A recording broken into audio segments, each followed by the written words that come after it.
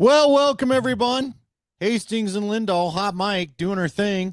Scotty didn't get a spin. You know what? People were excited because you didn't get to spend a lot of time on the radio today because you had to travel to LA for hopefully the final time. Well, it'll be the final time this season anyway, unless the Lakers. When are the Lakers? They're up. Lakers Wolves are up next, right?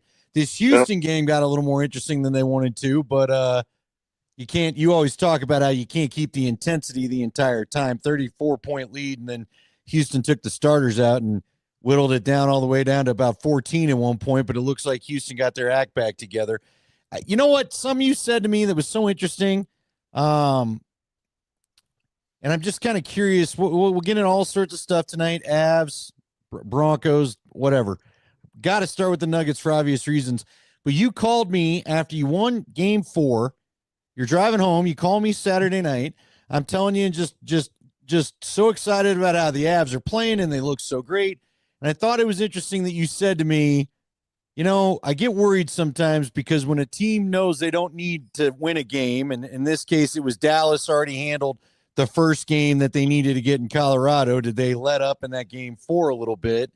Um, do you think that happened at all with LA last night, or was it just too much Jamal for anybody to stand? No, I think they were there. They because they knew that they could win that game. They could end it at home. Um, and I thought it was a pretty competitive game. They game planned it.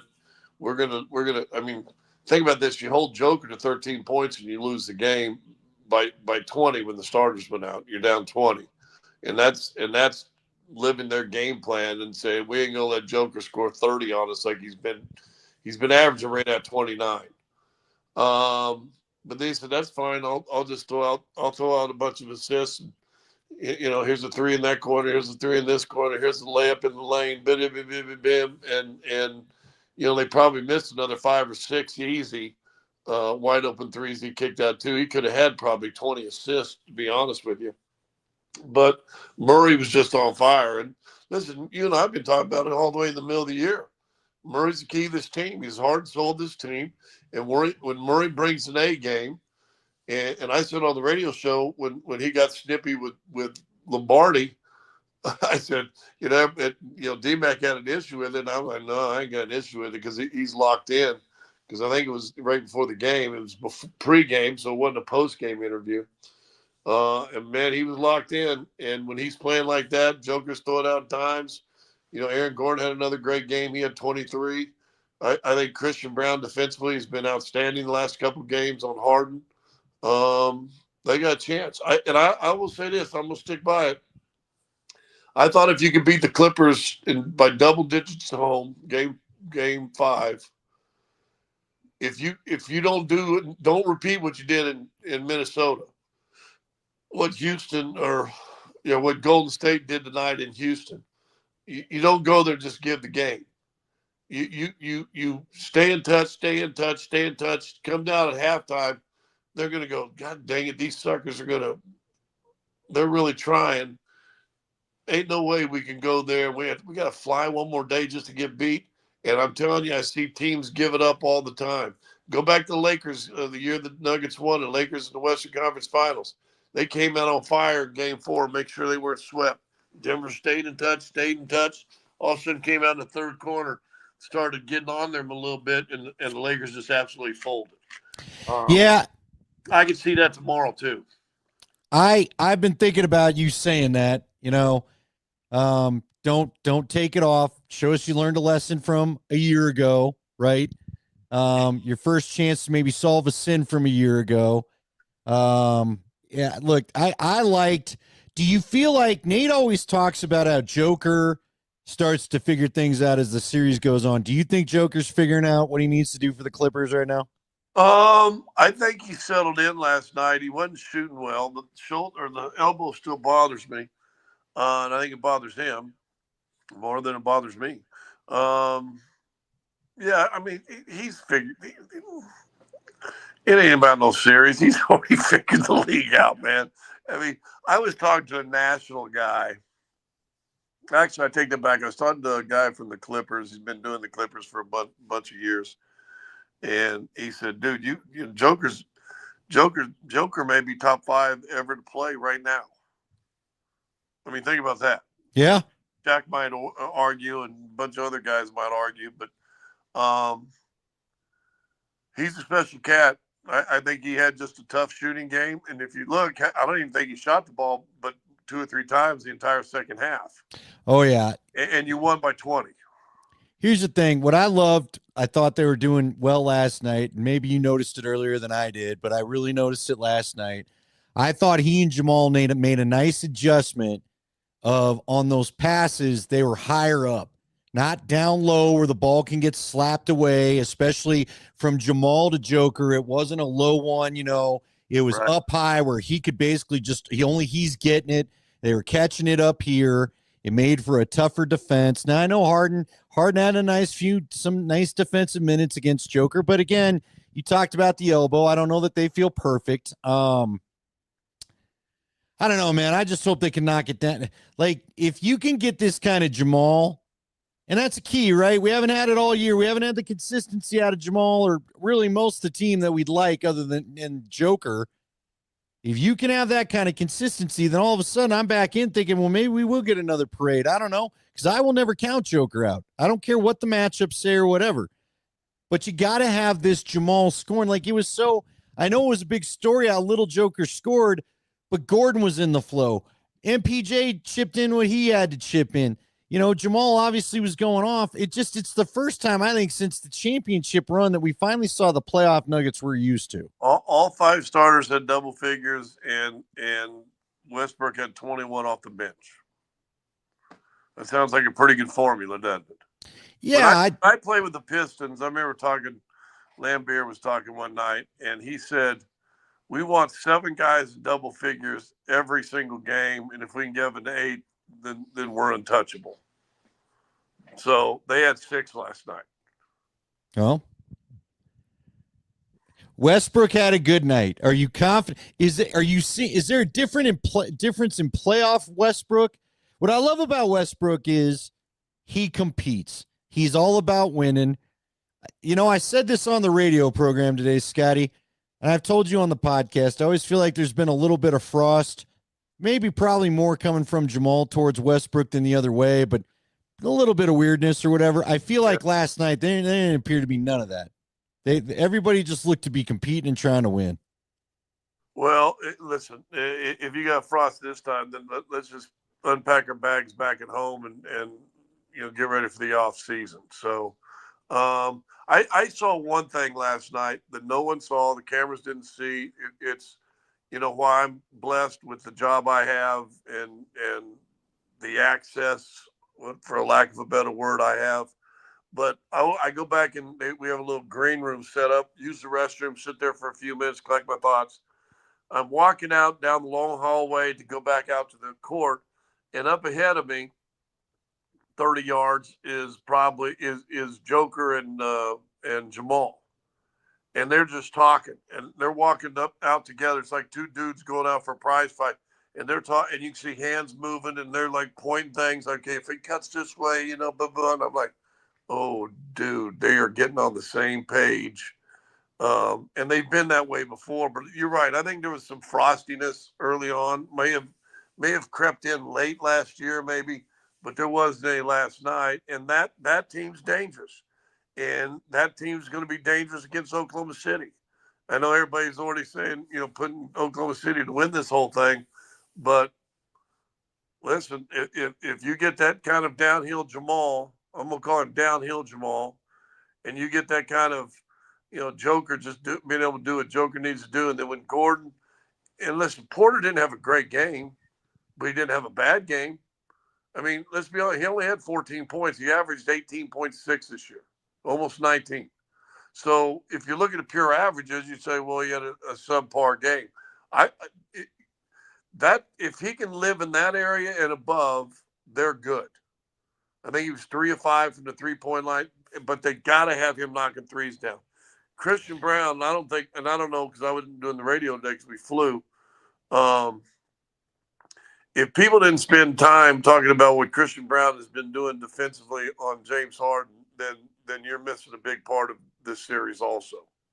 Oh, I loved it. He's getting in his chili, as you like to say, getting in that kitchen, knocking the ball away, bothering him. I think James Harden's legs looked a little tired towards the end of that game. I think that's why the shot was off a bit too. I like that. Yeah, man.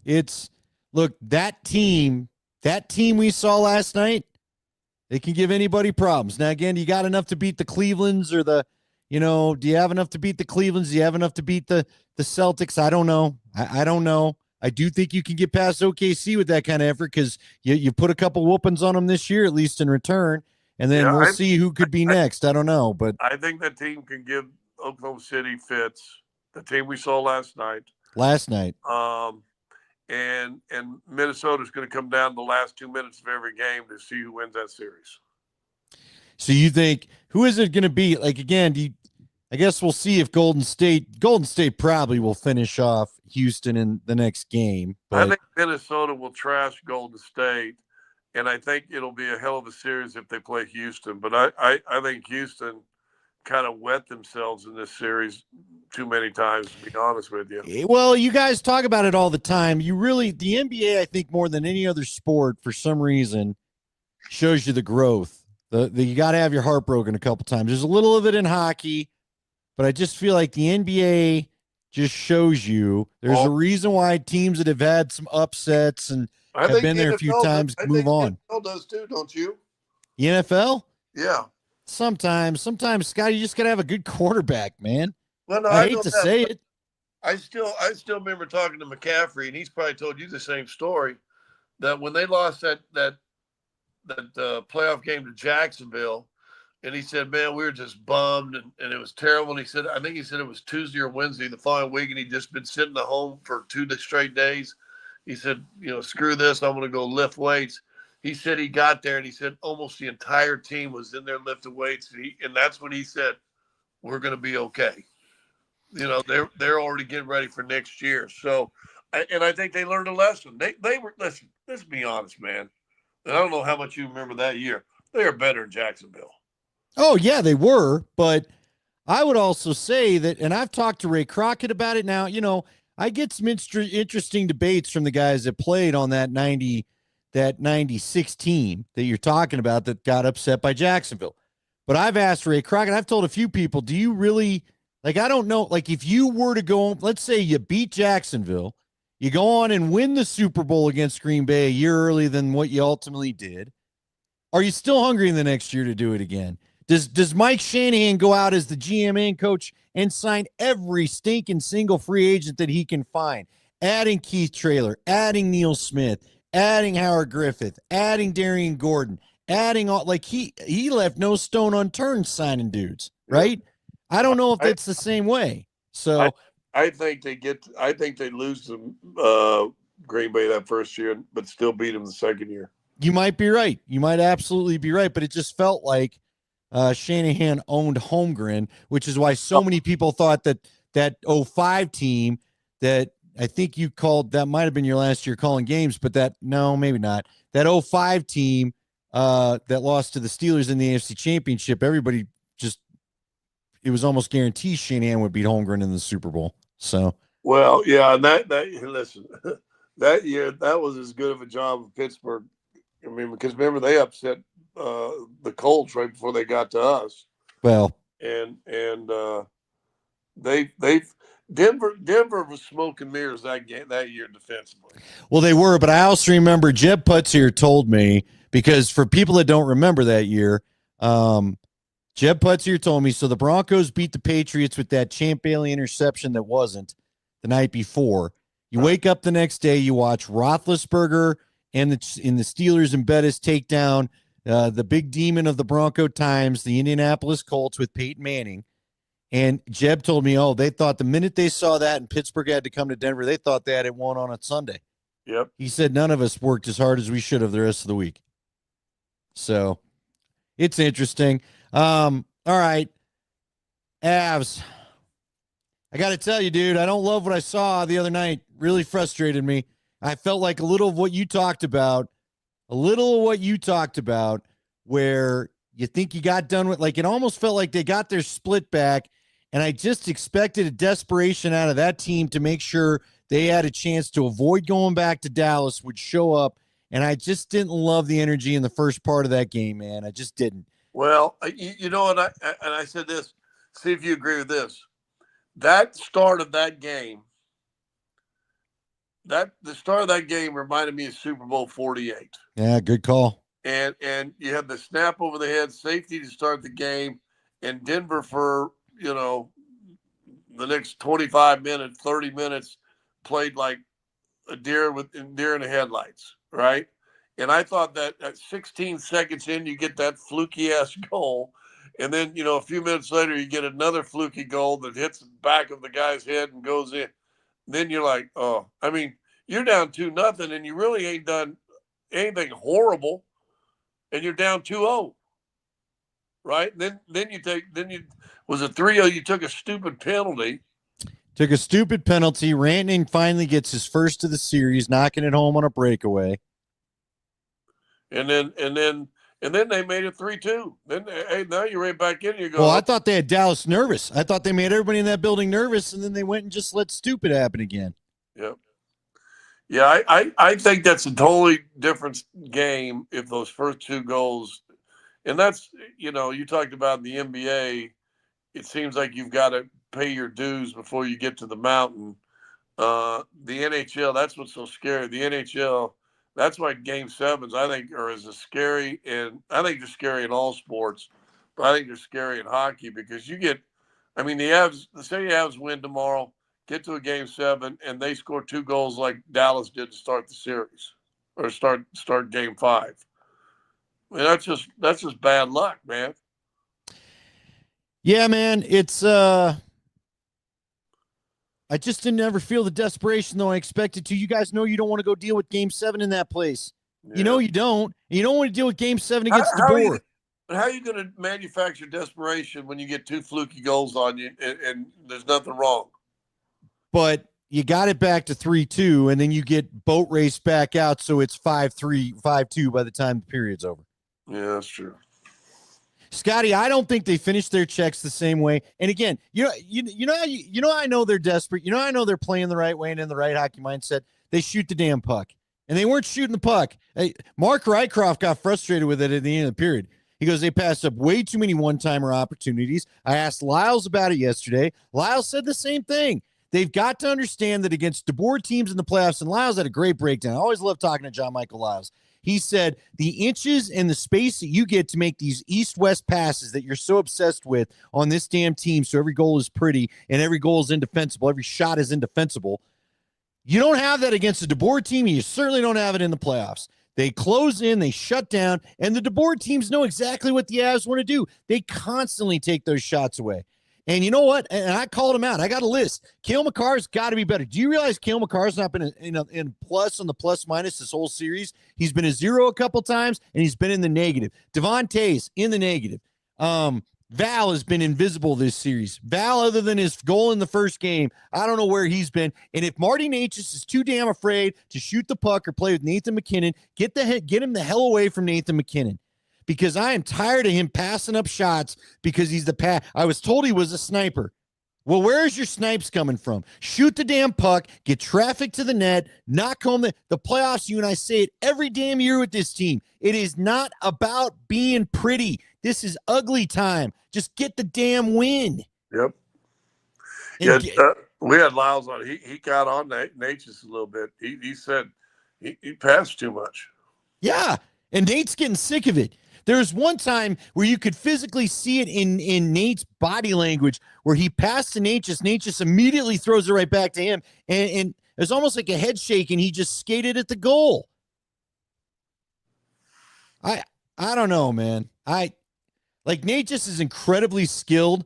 I don't think he's a good line mate for Nate. You and I both know Nate intimidates people. And maybe if the Gabe story can continue and there's no evidence at the moment that it won't, I hope when Gabe's back in that locker room full time, maybe he dials down MacKinnon a little bit. Okay.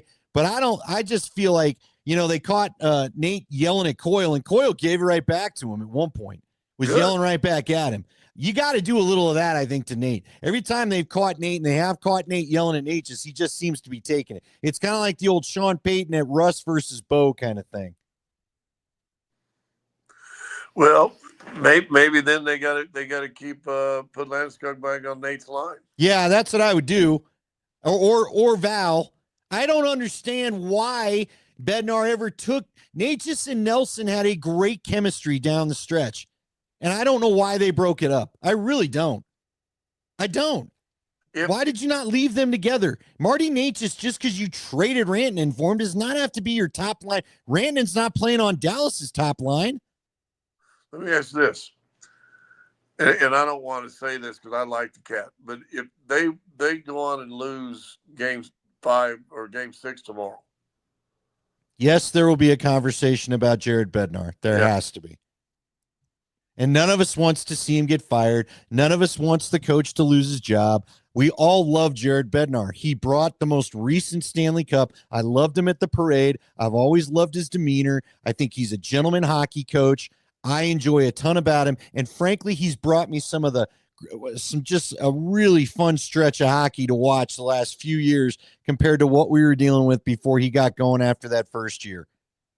But I said it on the air the other day. He's lost to 3 different Pete DeBoer teams. If you lose to this one, someone put it well on the text line when we got into this yesterday. Imagine the Avs being down McKinnon and Makar and you lose to them in the series. What do you think they do in Dallas? The Stars are essentially with and I keep forgetting it's not they're big Heiskanen with Heiskanen and Robertson out. They're down their top scorer and their best defenseman. Would you got to beat this team. You've got to win this series. So this right here you're telling me is style. Their style hurts what Denver tries to do, what the Avalanche tried to do. John Michael Lyles broke it down that they know exactly how to get in the lanes to take away the side-to-side passing that the Avs want to do. You've got to shoot pucks, and you've got to get bodies in front, and you got to tap goals home. It's not fun hockey to play. It's going to beat the piss out of you. I get it. It's not something you probably look forward to going, a style you want to look forward to going to play, when you go to the rink, but it's playoff hockey. It's playoff anything in sports, Scotty. I don't have to tell you that. There is not a sport out there where the playoffs become more high-flying in scoring. Everything gets grittier. Everything gets tougher. There's fewer penalties called or fouls called or whatever you're talking about, and you have to win ugly, right? Yep. Tell me a sport where you don't have, even baseball, the strike zone shrinks. You got pitchers, you get 1-0, 2-1 games. I mean, you got to be ready for the tough stuff. And the Avs have got to. There's an article in The Athletic today that had these 4 different NBA beat writers talking about the physicality of the playoffs. And only one guy I'm like, okay, millennial, and I'm sure they all are if they write for The Athletic, majority of them are. But all of them at the end goes, well, if you're being real honest, it is a lot more fun to watch right now than it was during the regular season. Yeah.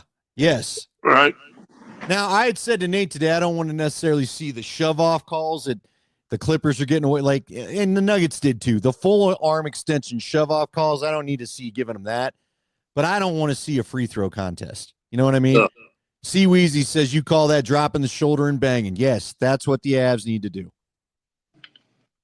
So you got it. It's a huge night tomorrow night. I don't want to think about what happens if they don't win. I think the one way that you can actually I don't think it's a surefire anything. If you get to game 7, you lose by like a goal. This technically should be the conference finals. But again, they're missing 2 key players. And I think listen, Michael Malone, tell me Michael Malone didn't get fired for less than not being able to get past a round with a certain coach. Yeah. I think when it all comes out and everything else, I think that just dysfunction between the front office and the staff had a big part to play in it. And then I think just the message got stale. And if we go the same thing with Malone, that 10-year window is when the message starts getting a little stale, according to Al Davis. Where are we at? How many years is it with Bednar? Yeah, well, and again, he's only got one time where he's advanced past the second round. One time. And this is the pressure of having great players. Again, I hate saying all this. Like you said, I love Coach Bednar. But the reality is you have got two of the greatest players. Most coaches would kill for a McKinnon or a McCarr by themselves. You've got them both, and you've had them the entire time. And you've got them tied up for a few years. Yeah, they're not going anywhere. This team, frankly, both the Nuggets, if we really look back at it, the Nuggets I wish could have had another title, but the Avs definitely should have had another cup. It's just how it is, man. Well, the Avs, I don't think, lost the bodies that the Nuggets lost from their championship team. No, and they've kept the core. You know, like I think if Bruce Brown stays with you one more year, and Jeff Green even, I like your chances better that next year. Last year you're talking about. I don't think Minnesota beats you. Yeah, it's I don't disagree, Scotty. I really hope. Now, look, I got confidence the Avs can do it tomorrow. I think they've been the better team for the better part of the series. I don't know what that stuff was the other night. But again, you're not getting it to go in. McCarr better quit hitting skates and sticks. And McCarr's been shooting from the point. He can't get the puck on net half the time. Can't have it. Well, can't have it. Look, Heavy's the head, right? I love McCarr. I love McKinnon. I don't like talking negative about any of these dudes. But the reality is, they're both up. They're both up for the Art Ross Trophy, I think it is. Right. Yep. For the best player in the game. McKinnon's going to be up for the Hart. Yep. McCarr's up for the Norris, and you deserve all the hardware, boys. I'm not saying that you're not. But when you're winning those kind of trophies, I expect you to be one of the top performers in the playoffs. And other than Nate, nobody else has really answered the bell the way you'd like him to. Gabe has. The fourth line has. Fourth line's been playing hockey, been playing playoff hockey. Yep. Third line's been playing playoff hockey. So, does the Gabe come back through any wrenches and everything as far as Bednar trying to figure out who lines and how they match up? I don't think so. I think without Gabe, you don't have the game you had in Game 4. Honestly, I'll tell you what, and you know how hesitant I was. I think you and I were on the same page. We weren't sure we were ever going to see this cat again, and there were points last year I was convinced I'd never see this guy again. Yep. So the fact that he came back.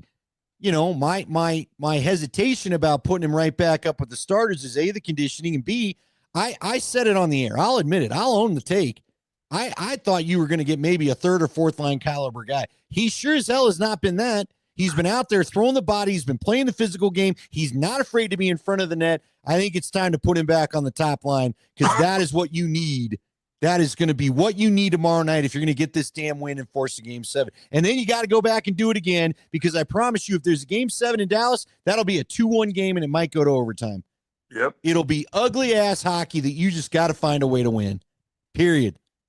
So, and it drives me nuts because if you were to ask me, and you know I've said it to you in private, if I had to pick one team I thought could go win it all right now, it'd be the Avs because I just worry about the Nuggets' health holding up, and the bench being deep enough when you only want to play 6.5 guys. And right now, Peyton Watson feels like half a guy to me.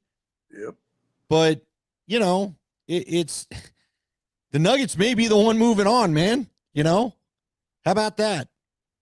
All I know is one team needs to win tomorrow night. One damn team better win tomorrow night. Well, cannot afford the offer. Hey, listen, they've won when they played at the same time, haven't they? Well, you know, it's funny. No, they both lost on that Monday. So we both won Saturday. They both lost Monday. Oh. They're undefeated. Here's the good news. If you can get to Game 7, both teams will play on a Saturday. I was telling my buddy Stan's on here. I was telling him, he's one of the guys who watches the games with me. And you've met Stan. Both teams are undefeated on Saturdays together. There you so go. We'll get a third scenario if you can force Game 7s. Well, now, hopefully the Nuggets just go ahead and handle it tomorrow night. We don't need a Nuggets Game 7. Yeah, did not force a Game 7. I'd like to see this thing ended here tomorrow. And for the Nuggets strategy-wise, if you can find a way to win tomorrow, you're going to have 3-4 days off again. Right. You know, and then everybody gets healthy. You might play Sunday, but probably Monday. Good enough for me. You know? Good enough for me. Yeah. And Oklahoma City's been out so long, you know the NBA is going to be itching to get them back going. All right. You and I don't love to act. You and I don't pretend to be Mel Kiper, but I do want to touch on the Broncos draft a bit. You okay with them drafting the corner? I know when I first talked to you, you know, it was so funny. I was driving home. You're like, that's not sexy. That's not sexy. But if they could put the no-fly zone back together, that'd be sexy. How are you feeling about it after a few days to think about them grabbing what's been called at least the second best corner in the draft and a great value at 20? Well, listen, I don't think you could have got.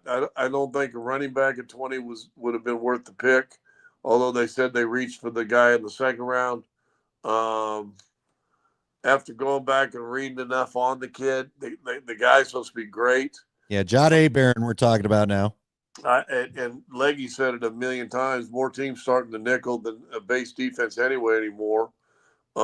You've got 3 top line cornerbacks now. If this kid's as good as numbers, Hey, so talking to Leggy, he may bump Riley Moss because he's that good, not because Moss isn't bad.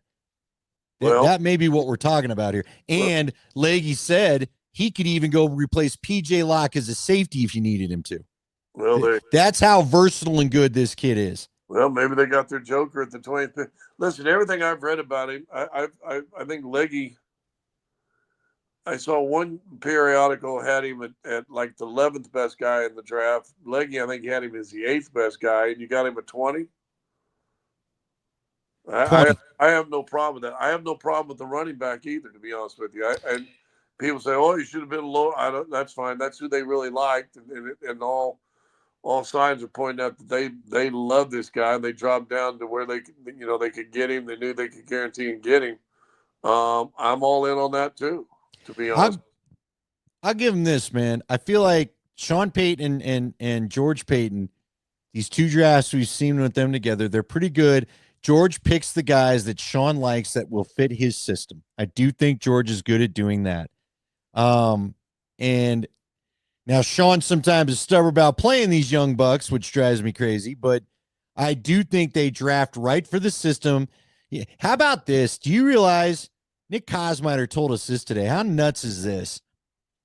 This is the first time a coordinator and a quarterback are coming back for like the same 2 years in a row since 2014 with Adam Gase and Peyton Manning. Wow.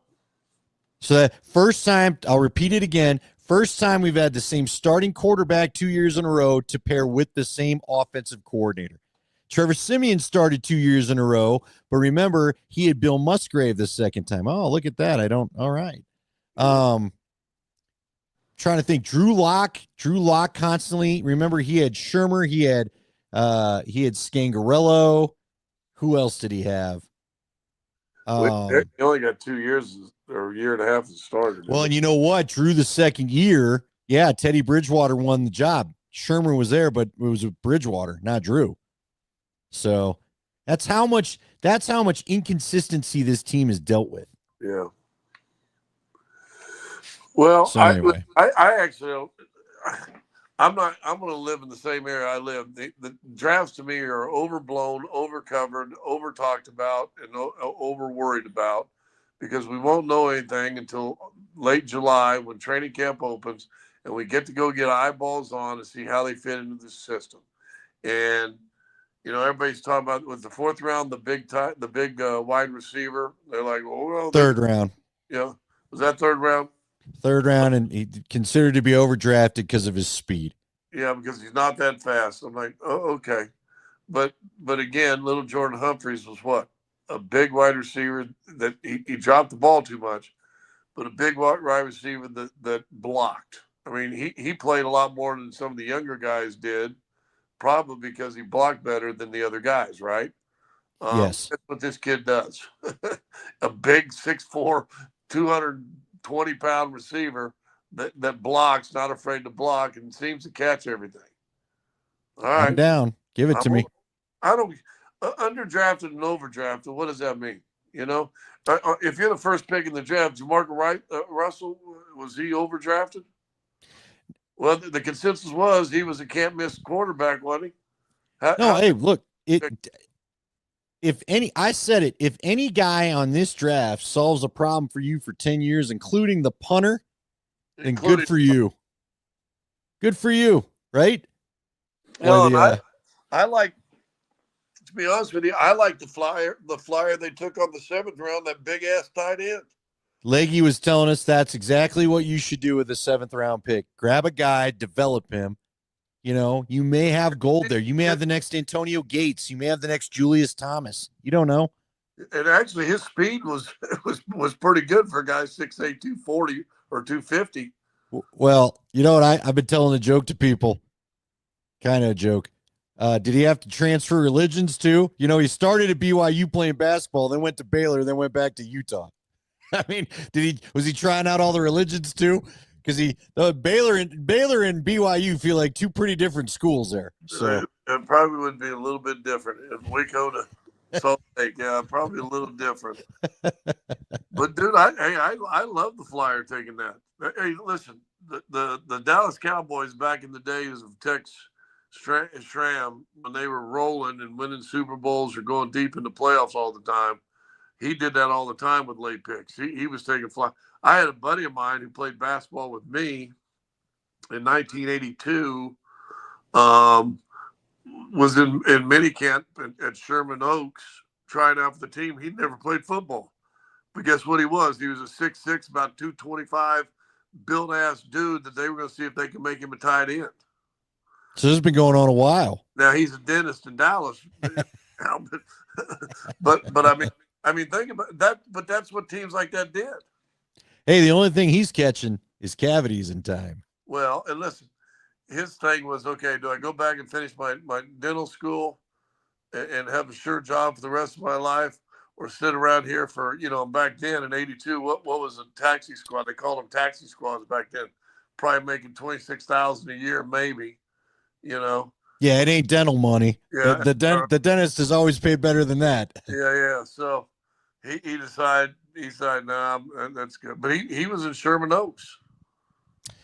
So as we wrap it up, I'm going to tell you a funny story from last night. I was walking my dog, and I Toby, our boxer's just so hyper. I got to walk him on his own because he just reacts to the other two and gets nutty. And people think I've got this out of control dog because if he walks by himself, he's fairly chill. So the kids will take the other two out. We got a little pit bull mix and a pug. And so they were walking, and I'm coming down one of my streets. Block though. What's that? The pug only lasts about a block. Pug does 2 miles. He's not old and fat yet. But I was coming down the street. They had a coyote following him, trying to get that pug in my neighborhood, like in dead middle part of a neighborhood, not even in open space that's by us. And so, but then Toby showed up, and the coyote thought better of what he had going on. Yeah. But have you ever had a coyote follow you in a neighborhood? No, but I don't walk my dogs. I don't let my cats out much. And if I were to walk late, you walk at night, don't you? Yeah, well, last night was about 8:15. I do try to walk at night because I see a few. I love it. I frankly we'll get to the time in the summer. In order not to overheat the dogs, you almost have to wait till night. So, well, I got 357 reasons that coyote don't want to follow me when I take walks late at night. Yeah, that's what my buddy told me. That's a cop that has a registered gun. Because I was like, should my daughter have used her pepper spray? He goes, I don't know. I go, well, what would you have used? He goes, I'd have used my gun. So, but yeah, I don't know. Just wildlife encounters all over the place here. So anyway, all right. We'll wrap it up here. We'll be now next week. We don't know. We don't know what's going on. With any good luck, you'll be playing Monday, and we'll be reacting on Tuesday. Yeah, we don't know. We'll either be really, really happy, kind of happy, or sad as hell. Yeah, that can't name me. Ain't doing no sad as hell. I can't do that this year. No. Well, first, if it's a sad as hell thing, we may be talking about candidates for certain positions. So, well, we're already talking about. Look, he's even got it in. He's got the pug in the picture. Wears him out. Stan's got 45 reasons for the 6 to leave him alone. Yeah. So now, I hope we're not doing double coaching searches. What do you think? If Adelman gets past this round, how much does it up his chances? I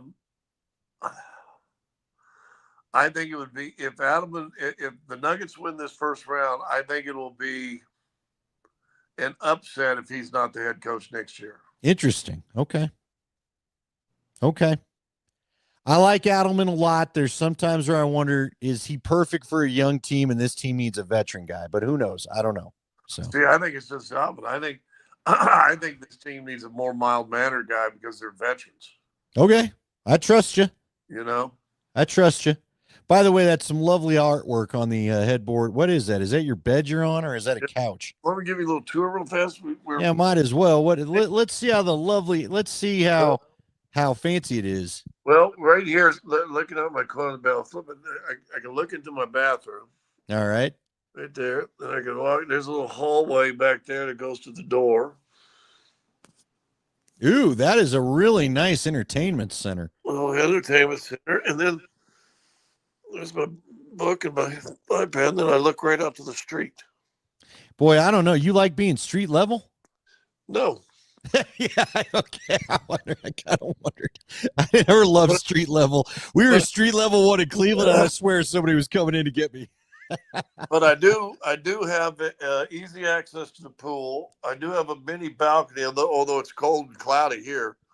But if I had this room, last year I had a room when we stayed in this, we beat the Lakers.